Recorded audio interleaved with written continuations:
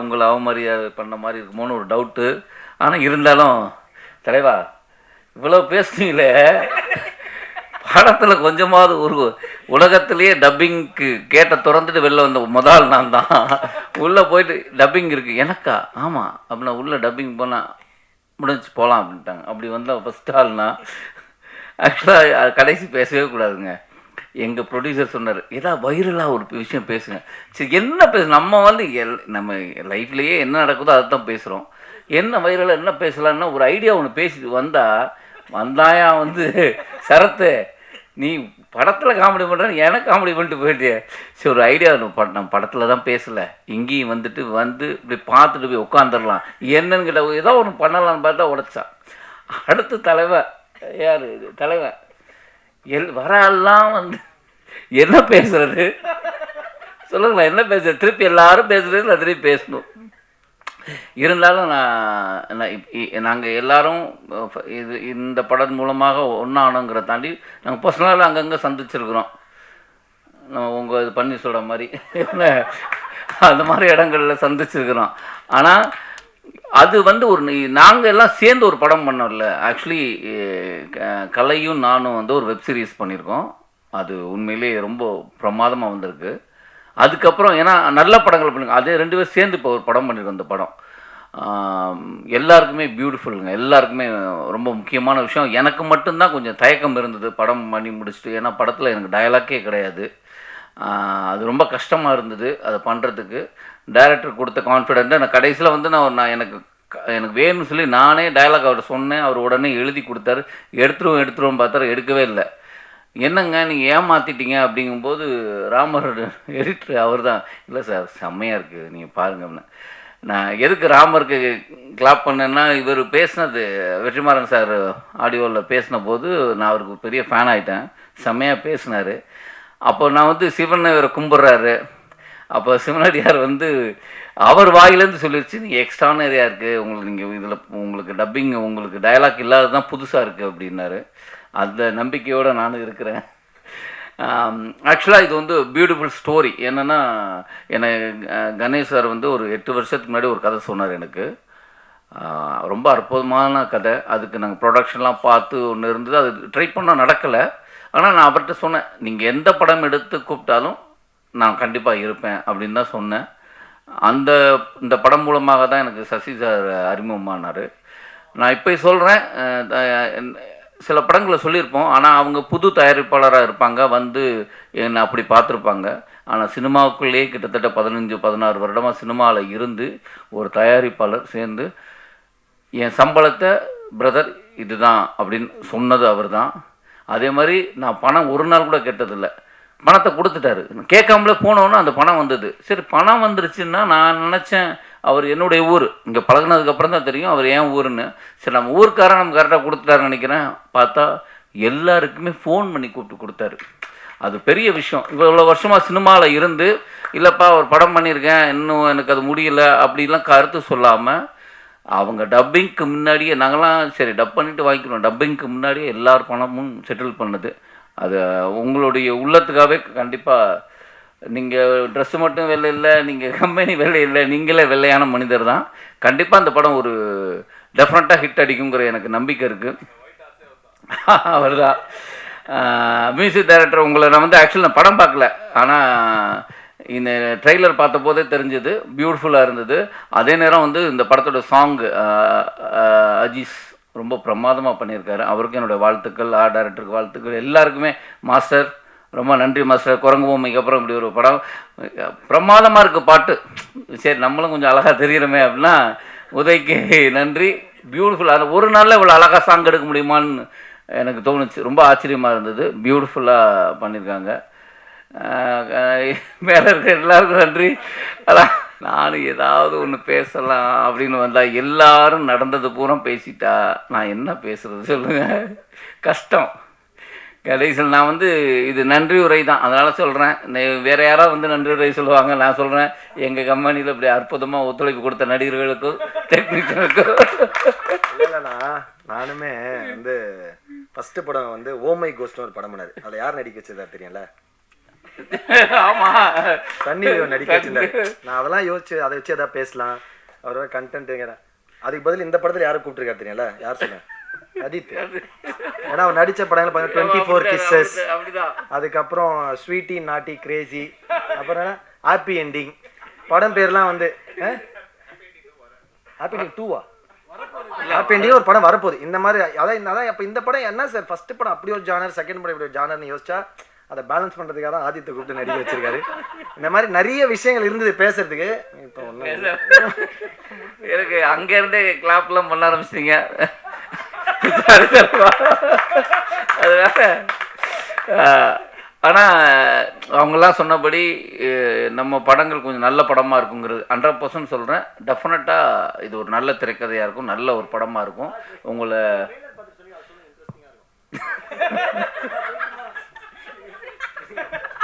இல்லைங்க நான் சொல்லிட்டேன், சாரிங்க மன்னிச்சிருங்க, திரும்ப வரேன். என்னன்னா படம் முடிச்சிட்டெல்லாம் முடிஞ்சு எல்லாருக்குமே வந்து ஒரு எப்பவுமே ஒரு படம் முடிச்சிட்டா இருக்கும்ல, ஒரு படம் கதை கேட்கும்போது நமக்கு ஒரு ஃபீலிங் இருக்கும், படம் எடுக்கும்போது ஒரு ஃபீலிங் வரும், நல்லா வருமா வராதுன்னு. படம் முடிஞ்ச உடனே ஒரு ஃபீலிங். இது இயல்பாக எல்லாருக்கும் இருக்க ஒரு பயம்தான். கடைசியாக ப்ரெசன்ட் மீடியா மக்கள் பார்த்து இது நல்லா இருக்குன்னு சொல்லி கொண்டாடினா தான் வெற்றி. அப்படி இல்லைன்னா அது நம்ம சொல்லிக்கிறது கிடையாது. நம்ம எல்லாருக்குமே எல்லாமே பிடிச்சி தான் பண்ணுறது, பிடிக்காம பண்ணுறது இல்லை. இந்த படம் முடிச்சுட்டோம், நேற்று ப்ரொமோஷன்லாம் பண்ணிட்டு இருக்கோம். வந்து அவங்க சொன்ன மாதிரி ஒரு இப்போ ப்ரெஸ் மீட் ஸ்டேஜில் இந்த மாதிரி தான் எல்லா ப்ரொமோஷனுமே இருக்குது. ஒரே ஸ்டோப்பால், அது சோப்பா 2 தான் போடுறாங்க, ஒரு 15 பேர் உட்காந்து ஒரே டார்ச்சராக வந்து ஒன்று பண்ணுறாங்க. கால் மேலே யாராவது பார்த்து தயவு செஞ்சு இந்த படம் ப்ரொமோஷன் பார்த்து என்னடா திமுறா கால் மேலே கால் போடுவோம் தயவு செஞ்சு தப்பாக நினச்சிக்காது. உண்மையாக இடம் இல்லாமல் முடியாமல் உட்காந்து பக்கத்தில் உங்கள் கால் இடிச்சிடக்கூடாதுன்னு உட்காந்து தான்.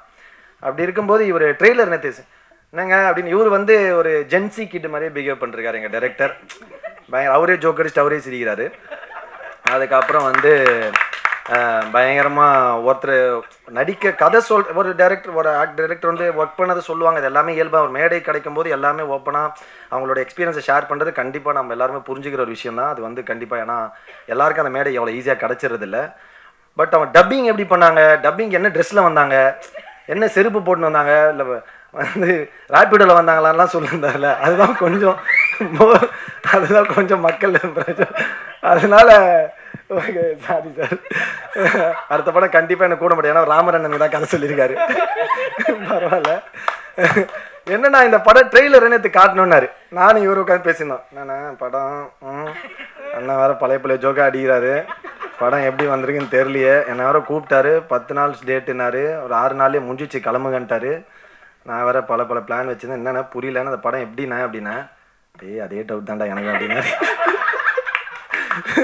அதே டவுட் தான்டா எனக்கும், கொஞ்சம் லேட்டாகவே ரிலீஸ் ஆகுது அப்படின்னாரா. உடனே சரி ட்ரெய்லர் போடணும்னு எல்லாம் ப்ரிப்பேர் ஆகி ட்ரெய்லர்லாம் உட்காந்துருந்தோம். இவன் ஒரு 5 தடவை அதுக்கு ஏற்ற மாதிரி எப்போவுமே ஒரு சேட்டை பண்ணுறேன்னு டார்ச்சர் பண்ணுவான் இந்த த்ரிகன்னு. ஒரு 4 தடவை ப்ளே பண்ணி ரிவர்ஸ் ஃபஸ்ட்லேருந்து போட்டு ட்ரெய்லர் முடிஞ்சோடனே இவர் உடனே மைண்டு வாய்ஸ் நினச்சி, என்னடா ட்ரெய்லர் கொஞ்சம் நல்லா இருக்க மாதிரி இந்த படம் ஓடிடும் போலி அப்படின்றாரு. டேரக்டர் ஃப்ரெண்ட்ல இல்லை சார், ஓடுறதுக்கு தான் சார் நான் படம் எடுத்தேன். இல்லைங்க அப்படிதாங்க எங்களுக்கும் தெரியும், பட் ஒரு சின்ன பயம் தாங்க அப்படின்னும். ஸோ அந்த மாதிரி ரொம்ப ஓப்பனாக ஃப்ராங்காக பேசுகிறவர் எங்கள் அண்ணன். அண்ணா ஃப்ராங்காக பேசலாம் நீ என்ன இல்லை என்னென்னா படம் முடிஞ்சு கிட்டத்தட்ட ஆமாம் 1 இயர் ஆயிடுச்சு படம் முடிஞ்சு. அப்போ 1 இயர் ஆனாலும் நிறைய படங்களை பார்த்துருப்போம். அப்போ நமக்கு ஒரு லேட்டானா இந்த மாதிரி ஏதாவது விஷயம் வந்திருக்குமோ அப்படிங்கிற ஒரு சின்ன எனக்கு சாங் இருக்கிறதே தெரியாது. திடீர்னு நேற்று தான் சாங் பார்த்தேன். ஓ இந்த படத்தில் பாட்டுலாம் இருக்கா, நம்ம ஆடி இருக்கோமா அப்படின்னு. அதில் வந்து என்னப்பா கரெக்டாக இருக்குமா இந்த டைம், ஓகேயா நமக்கு அந்த கதை எதுவும் வந்துச்சு, சீக்வன்ஸ் எதுவும் வந்தா. ஏன்னா அதுக்கப்புறம் ஒரு 6-7 படம் நடிச்சிருக்கோம், அந்த கதையெல்லாம் ஞாபகம் இல்லை. அதில் பார்த்தோன்னா எனக்கு உண்மையிலே அந்த ட்ரெயிலர் பார்த்தேன். நீங்கள் பார்த்து நான் ஒன்றும் போய் பேசலை, நீங்கள் ட்ரெய்லர் பார்த்தீங்க. அப்போ பார்த்ததில் சொன்னேன், அதை வேறையா சொல்லி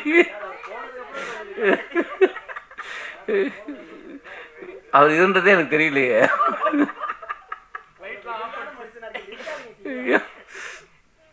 ஆனால் டெஃபினட்டாக இது ஒரு புதிய முயற்சி, ரொம்ப இன்ட்ரெஸ்டிங்காக இருக்கும்.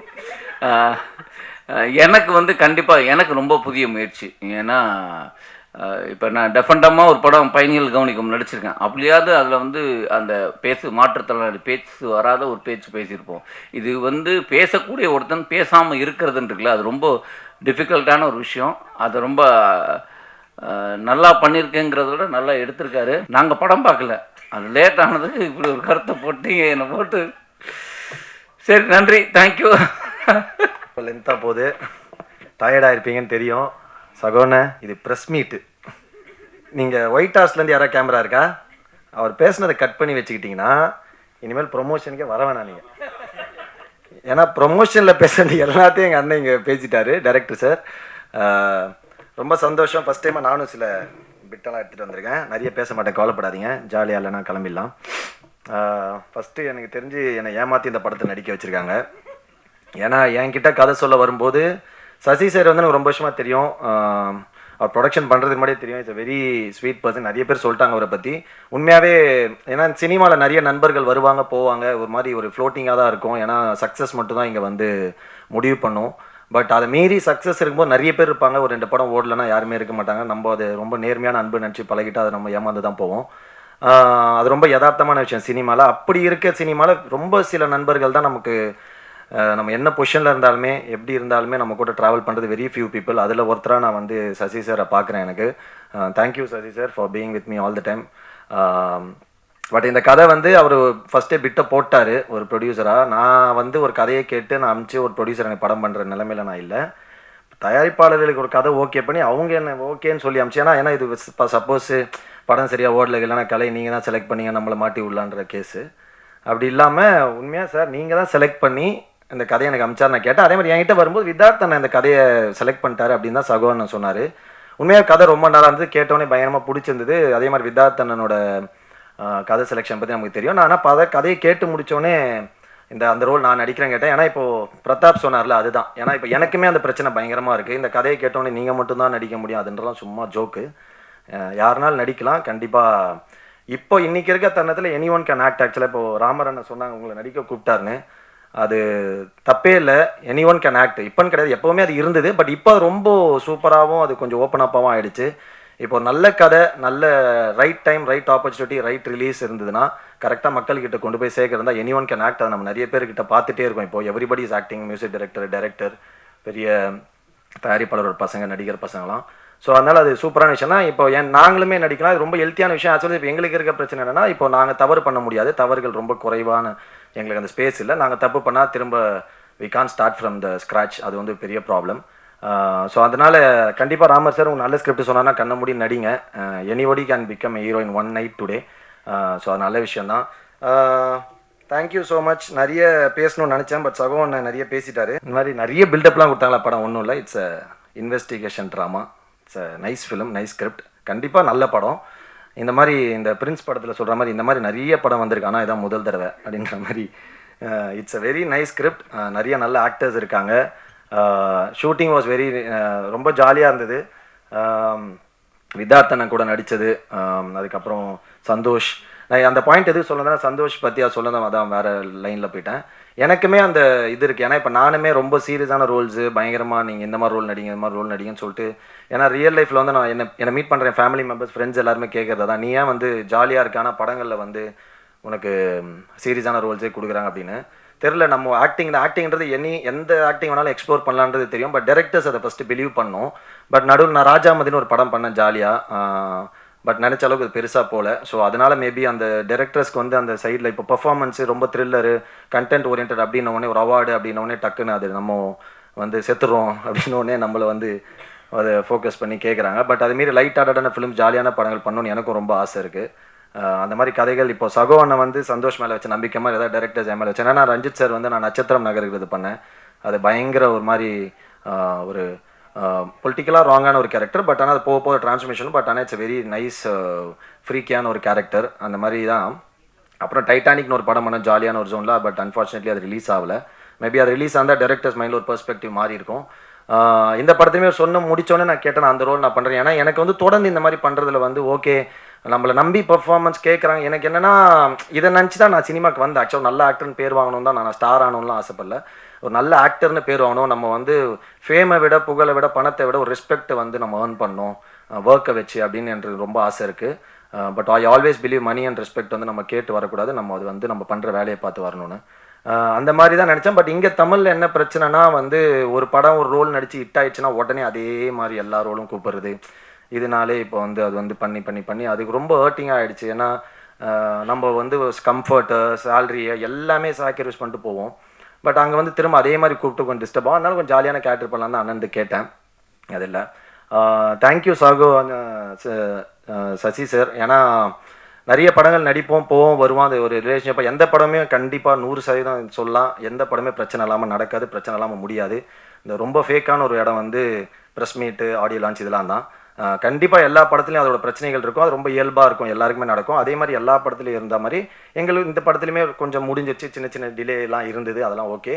பட் கடைசி வரைக்கும் நம்ம வந்து நிறைய படங்கள் நமக்கு பணம் வராமல் போயிருக்கு, எல்லாம் போயிருக்கு. பட் அது மீறி நான் ரொம்ப முக்கியமாக சினிமா நினைக்கிறது வந்து ஃபஸ்ட்டு மக்கள் அந்த படத்தை கொண்டு போய் இப்போ சேர்த்த உடனே அதை ஹிட்டாக்குது, அதை கொண்டு போகிற ப்ரெஸ் அண்ட் மீடியா பீப்புள் நீங்கள். அதை எல்லாத்த விட அந்த படத்தை பண்ணுறதுக்கு உதவியாக இருக்கிற முதல் ஆள் வந்து ப்ரொடியூசர். ஏன்னா தயாரிப்பாளருக்கு மட்டும்தான் ஒரு படம் ஆரம்பிக்கிற எண்டுலேருந்து முடிகிற வரைக்கும் எல்லாமே செலவு, மற்ற எல்லாருக்குமே வரவு தான். ஆனால் அந்த படம் ஓடிச்சுனா தான் அவருக்கு லாபம், அப்படி இல்லைனா இல்லை. ஸோ எனக்கு சொந்த அண்ணன் தம்பிங்க இல்லை ஃபேமிலி வந்து நமக்கு காசு தருவாங்களா, ஹெல்ப் பண்ணுவாங்கன்னு தெரியல. பட் ஒரு ப்ரொடியூசர்னு தெரியாமல் நமக்காக இவ்வளோ பணம் போட்டு படம் பண்ணும்போது அவங்களுக்கு கரெக்டாக அந்த பணம் ஃபுல் பயங்கர பெரிய லாபம்லாம் கூட போட்ட பணம் வரணும்னு நான் நம்புவேன். ஸோ அதனால் நமக்கு முடிஞ்ச அளவுக்கு விட்டு கொடுத்து போகலான்னு சொல்லிட்டு எல்லாத்தையும் விட்டு கொடுத்து போவோம். அந்த மாதிரி இந்த படத்தை வந்து பண்ணி ஒரு விஷயம் கூட எங்களுக்கு குறை வைக்காமல் அவ்வளோ சூப்பராக பார்த்துக்கிட்டாரு சசி சார். Thank you sir.